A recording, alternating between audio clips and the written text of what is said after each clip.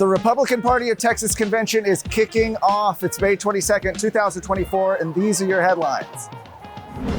As you can see behind me, we are here in San Antonio where the Republican Party of Texas convention is kicking off. Literally just minutes ago as we're recording this, delegates are starting to flood into the convention hall. We've got plenty of activities. You know, if you're here, if you're a delegate, perhaps on the top of your mind is who's going to lead the Republican Party of Texas. There's an open race. Chairman Matt Rinaldi, who's been the chairman for the last few years, is not going to be running for re-election. There are 6 declared candidates right now that are gunning for the top position in the Republican Party of Texas. That's something that's going to be on a lot of delegates' minds. But if you're somebody who isn't here in San Antonio, somebody watching back home, what happens here is very important because not only is the party choosing leadership and making changes to the party platform, but in a few days, we're going to see the party approve a set of legislative priorities. This is a set of about 8 legislative items that are, as the term would suggest, priorities for the legislature to go and accomplish when we send them to Austin. So if Republicans are elected to once again take control of the Texas House, the Texas Senate, so on, these are essentially the legislative priorities that the party and the grassroots and the voters are saying, this is what we want to see happen. Over the next few days, we're going to be here. We're going to be talking with folks. We're going to be doing some interviews. A lot of our shows here at Texas Scorecard are going to be live from convention, but it all kicks off right now. We're going to keep you up to date at TexasScorecard.com. Well, it's not just news at the Republican Party of Texas convention. There is stuff happening in other parts of the state. Attorney General Ken Paxton has filed a lawsuit against multiple agencies and individuals in the Biden administration to curb their ploy to redefine the word sex in the workplace. Now, in late April of this year, the Equal Employment Opportunity Commission issued guidance that would effectively redefine the meaning of sex in Title 12 of the 1964 Civil Rights Act. This would effectively prohibit employers from regulating bathroom usage and dress codes based on biological sex. It would instead require them to make accommodations based on gender identity.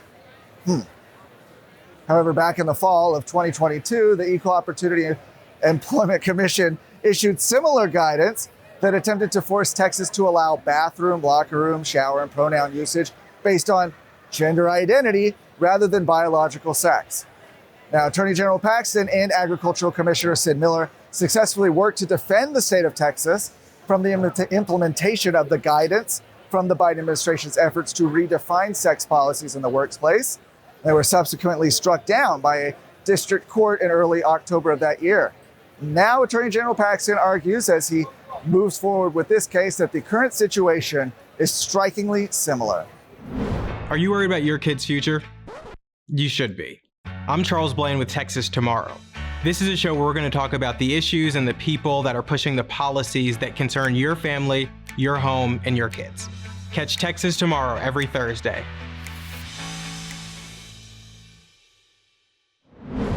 And our last story is a landmark border security law is embroiled in legal challenges. The Dallas City Council is set to consider a resolution condemning the law. And that's Senate Bill 4. It was signed into law last year and simultaneously criminalizes illegal entry into the state of Texas while also empowering law enforcement to arrest illegal aliens. Now, the legislation's been caught up in a lawsuit by the Biden administration, who asserts that the law is unconstitutional. Texas can't defend its own borders. That's what they say. Well, the Dallas resolution states that enforcing SB 4 would strain police resources and negatively impact relationships with the community. Kenya County Attorney Brent Smith, whose border county has been deluged with illegal crossing, somebody who would know something about the problem, perhaps better than the Dallas City Council, told Texas Scorecard that the Dallas Council members should think about the citizens they serve instead of themselves.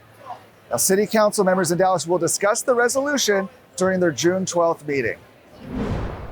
For more of today's stories, you can go to TexasScorecard.com.